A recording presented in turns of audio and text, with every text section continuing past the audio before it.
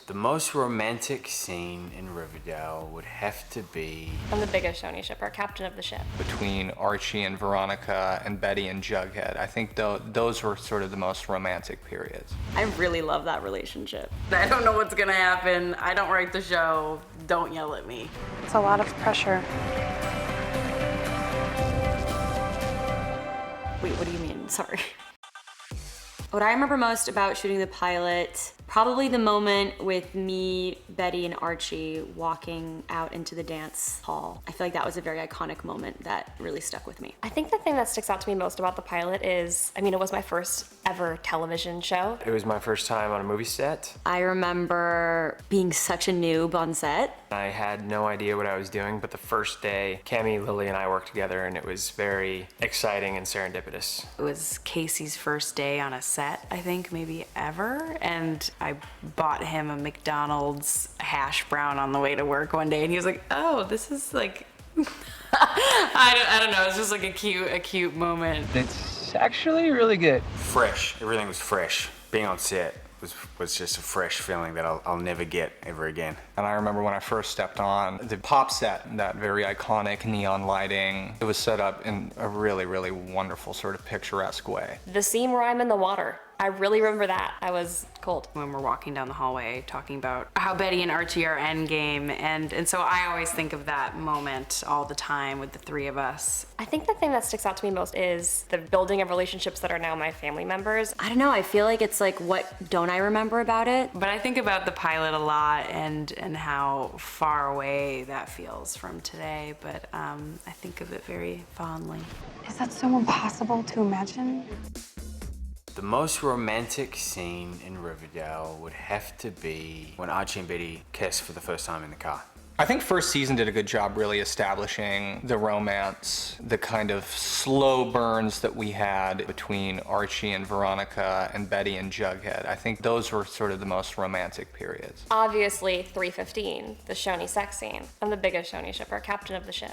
Cheryl and Tony at the conversion camp when she runs up and saves her from the camp and kisses her. Most romantic scene, Veronica and Reggie. Betty and Jughead's musical number when they sing 17. Can't we be 17? I thought that was like the most romantic moment of the show for sure. When they were performing the song 17, and it had all of our young heroes and lovers singing this song to one another, and it was so passionate, and everyone was fully committing, and everyone was really singing with their real voices, and I found it very moving, and it was very romantic at the same time.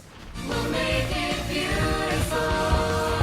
Honestly, I've always thought the most romantic scene is when Betty and Jughead are singing 17 together in season 3. I just have always thought that was such a beautiful scene. It's a beautiful moment between the two of them as a couple, and the song is really beautiful. It's funny because they're dancing around in a trailer that's like a drug lab, so it's a little ironic, but it still just so happens to be a very beautiful moment between the two of them. Don't you want a life with me? I have not watched all of the scenes from Riverdale, but I will say out of the scenes that I personally shot, probably when Jughead Jones sweeps her off her feet and they are slow dancing and singing to each other. Riverdale's most romantic scene was probably when Moose and Kevin discovered Jason's dead body in Sweetwater River. Let's start with skinny dipping and then see what happens. Which Riverdale relationship am I still shipping? Kevin and Fangs? Kevin and Fangs. I'm still shipping them. I'm still shipping Kevin and Fangs. I really love that relationship. Kangs? Fevin? I'm still shipping Tony and Cheryl. I'm gonna have to say Shoney, I guess. Obviously that one's my favorite. Shoney! Forever! I will never stop shipping Shoney. I did like Shinerva though too. Cheryl the Minerva? Shinerva? But Shoney's better. I can't say which relationships I'm shipping these days because people will want to cut my head off no matter what I say. You have Barchi fans and you have Bughead fans, and they both hate each other and are desperate for their own ship to work out. So I'm like, I don't know how it's gonna end. I don't know what's gonna happen. I don't write the show. Don't yell at me. I'm still trying to ship Pop Tate with someone. I think Pop Tate needs to get out there. I think he needs to maybe get a Tinder or something. Do not give up, either of you. I can fix this. I think Archie may have had the craziest journey over 100 episodes. Just when you like think about being attacked by a bear, that's just kind of takes the cake over everything else. Archie's had the craziest journey. Craziest journey was, I said Archie, but everyone's journey. Cheryl Blossom, of course. I feel like every person should say that about their character, though. Probably Cheryl. Cheryl, I mean, her dead brother and having the corpse, in the house and all that stuff is pretty crazy. Honestly, I think Betty. The fact that she was put in a hole by the trash bag killer for however many days, that just seems like a lot to deal with on all fronts. Probably Betty, I would say. She's gone through quite a bit. Betty has definitely had the craziest journey on this show. She's like lost a million family members and, or they're just in jail. Yeah, they're dead or in jail. She's been through a lot, that one. Betty has lost most of her family and has seen a lot of death right before her eyes and has solved so many mysteries. I think she inherently has experienced a lot throughout 100 episodes. Isn't that kind of the point?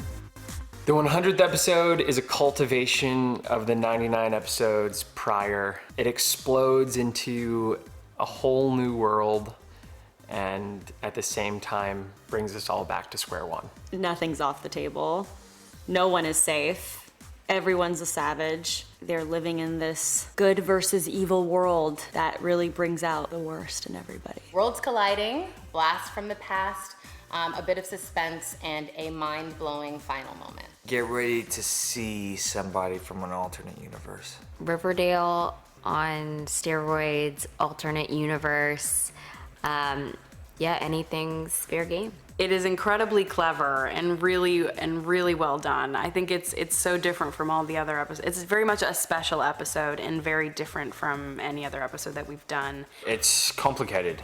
It's very technical, story-wise and character-wise and time-wise. It explains a lot of the narrative insanity that we have in camp throughout each season. It breaks the fourth wall in the sense that it acknowledges itself and that it's a kind of a comic book in a way. It's definitely going to be an episode where you have to zone in, pay a lot of attention to what's going on. It does a good job sort of wrapping up why the events take place the way they're sort of taking place and why the characters all take it so seriously. It's a multiverse world coming together. I don't know how to explain it. The 100th episode is kind of an episode for fans. It seems much more like a meta conversation between the writers and the fan base, and I think it answers a lot of narrative questions, or at least tonal questions about the show, which I think is